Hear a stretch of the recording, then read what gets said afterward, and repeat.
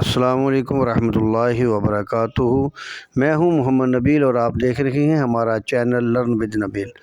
محترم ناظرین و سامعین، آج ہم ان مسائل پر بات کریں گے جن کے واقع ہونے سے وضو ٹوٹ جاتا ہے۔ جیسا کہ آپ پردہ اسکرین پہ دیکھ رہے ہیں کہ وہ کون سی چیزیں ہیں جن کے واقع ہونے سے وضو ٹوٹ جاتا ہے۔ نمبر 1، پیشاب یا پخانہ کرنا۔ نمبر 2، ری یعنی ہوا کا پیچھے سے نکلنا۔ نمبر 3، بدن کے کسی مقام سے خون یا پیپ کا نکل کر بہہ جانا۔ نمبر 4، منہ بھر کے کہہ کرنا۔ نمبر 5، لیٹ کر یا سہارا لگا کر سو جانا۔ نمبر 6، مجنون یا دیوانہ ہو جانا۔ نمبر 7، نماز میں کہا لگا کر ہنسنا۔ اب ہم ان پر بات کرتے ہیں احادیث مبارکہ کی روشنی میں، ائمہ اکرام کے اقوال کی روشنی میں کہ ان کے بارے میں کیا کیا حکم ہے۔ سب سے پہلے ہم دیکھتے ہیں قرآن کریم سے اللہ تبارک و تعالیٰ نے سورہ مائدہ کے اندر ارشاد فرمایا ہے، او جاء احد منکم من الغائط۔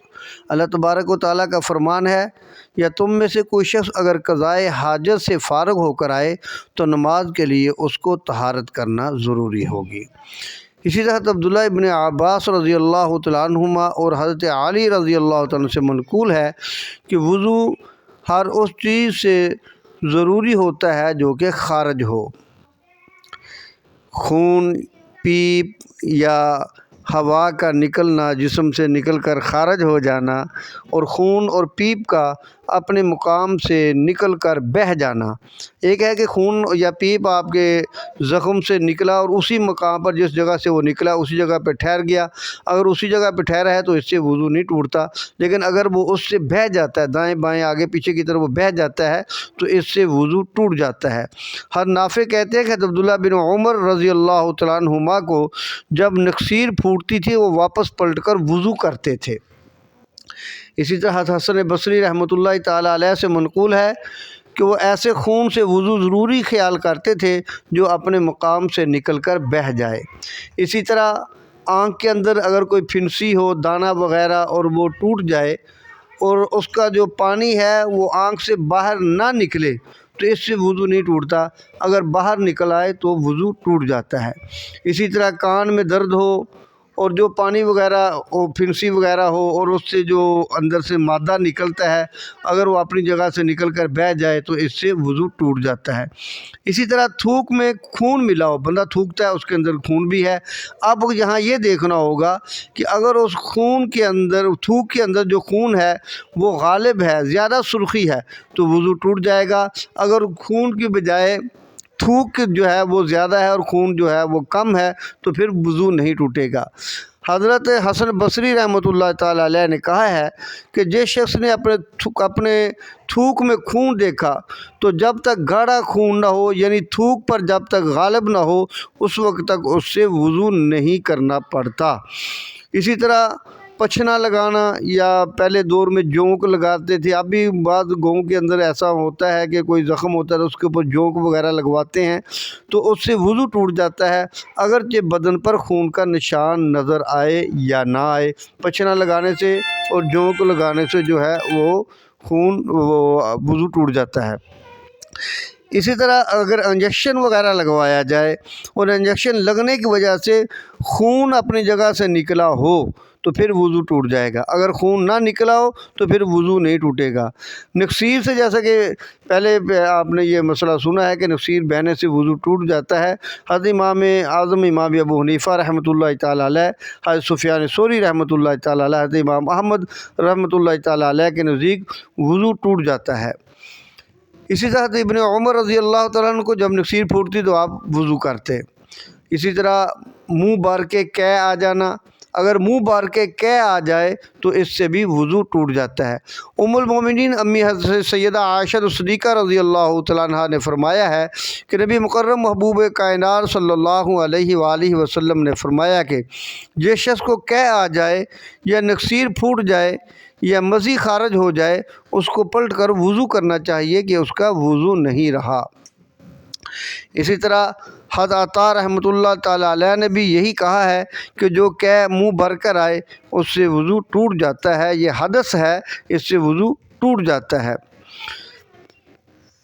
اسی طرح بندہ بیٹھے بیٹھے سو گیا اور سونے کا انداز یہ تھا کہ اس کی ٹیک لگی ہوئی تھی، یا وہ لیٹ گیا یا اس نے تکیے کی ٹیک لگائی ہوئی تھی، تو ایس ٹیک لگا کر سونے سے وضو ٹوٹ جاتا ہے۔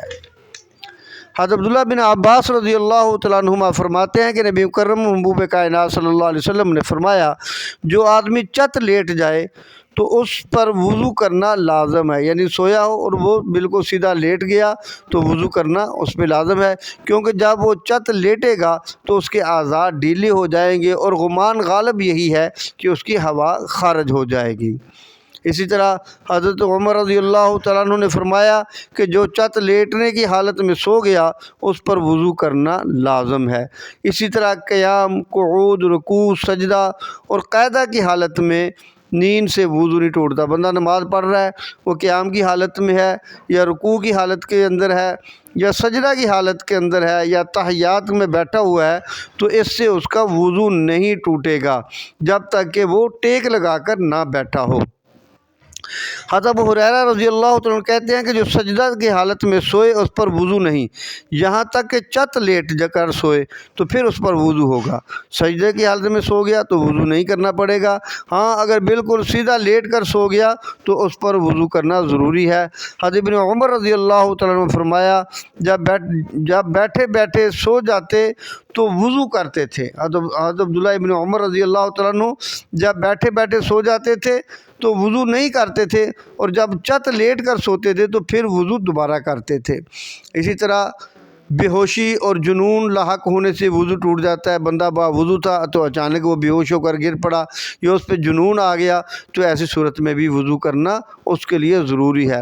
رکوع اور سجود والی نماز میں بالغ نمازی کا کہا اتنی آواز میں نکلنا ہنسنا کہ ساتھ والا آدمی اس کی آواز کو سن لے تو اس سے وضو ٹوٹ جاتا ہے۔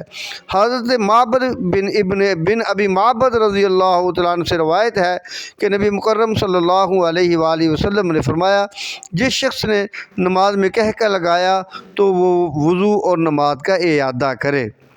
اسی طرح مسئلہ ہے کہ وضو کے بعد اگر خود برہنہ ہو جائے یا کسی دوسرے ننگے کو دیکھ لے تو اس سے وضو نہیں ٹوٹتا۔